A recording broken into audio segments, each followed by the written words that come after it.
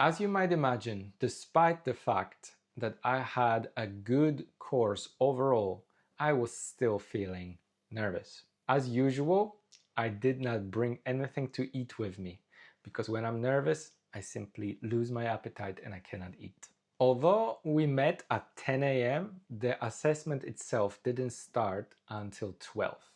We had 2 hours to either do some final revisions, study a little bit more, or go to the swimming pool for a practice run of the assessment.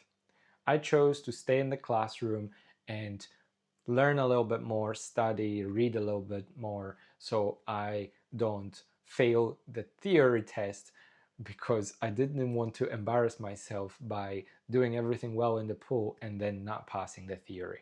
Just before 12, the outside assessor from STA has arrived and introduced herself. She came up with the tests and handed them over to us, which all consisted of 4 different units. In Unit 1, you had to score 12 out of 16. In Unit 2, you had to score 7 out of 9. In Unit 3, 8 out of 9.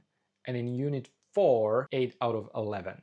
Now bear in mind that this can change because, as I mentioned before, STA likes to change things around, and maybe in the future the required assessment points threshold will be different. This is just to give you an idea of what is expected right now from you so you can pass the test. For the practical assessment in the pool, we will still be teaching existing customers of the swimming school, but those were receiving bonus lessons and they would be the only kids in the swimming pool. Therefore, the classes during the day were a little bit more laid back and the parents were fully aware that this is a test. I prepared a very specific warm-up plan and a main theme activity for my group, which then I had to change, simply because the group I was with was also practicing exactly the same thing with a person before me.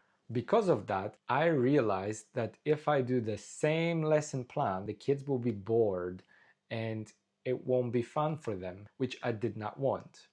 So I had to change my plan last minute. Now, when I observed those kids, I realized that they're actually higher level and more comfortable in the water than I thought.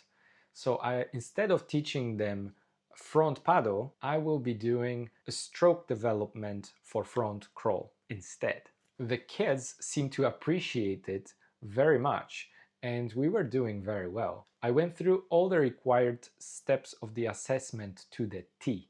I demonstrated the stroke from 2 different angles. I taught it through a wide range of teaching practices and teaching points. I made sure everybody had lots of fun and received lots of praise. I gave them good, constructive feedback that they could use to practice and get better for the next time. We finished with some pencil jumps to make sure they are finishing their classes on a high note with a big smile and happy. After I got out from the water, the assessor pulled me aside and asked me what I think I did well and what I didn't think went so well. I think this was some sort of a self-evaluation opportunity to make sure, even if I made mistakes, at least I'm aware of them and they will help me to get a better score.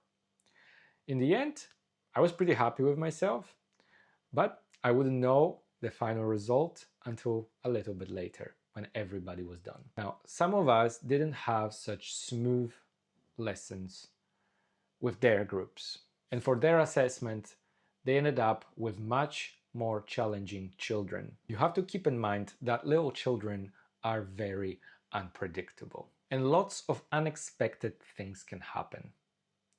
What the assessor is looking for is your ability to keep them safe. They are not there to fail you. They are there to see whether you can follow the STA teaching curriculum whilst making sure everybody is safe. If you make mistakes, you're not fully disqualified.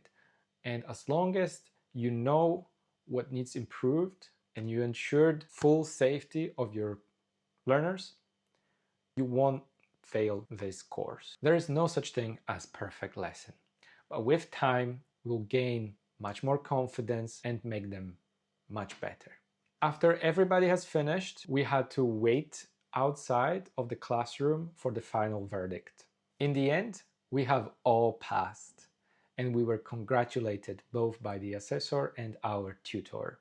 We were each handed a provisional certificate to use in case we wanted to start a teaching job right away. However, we would all receive a PDF that we could later on print within the next 28 working days, which I did, as you can see, and I keep it proudly framed in my room alongside my lifeguarding certificate to prove to myself and everyone that anything is possible if you put your mind to it.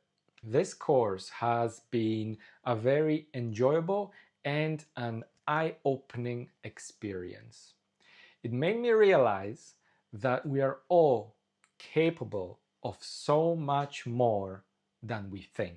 And although I want to focus on teaching adults, I will certainly be working with kids in the water at some stage in the future. The empathy I have for those fearful children and the joy that I see in their eyes after they overcome their fear of water is something I cannot forget. And I didn't realize it's going to affect me so deeply. So if you, like me, were not sure whether you could teach swimming or work with kids, maybe this video will change your mind.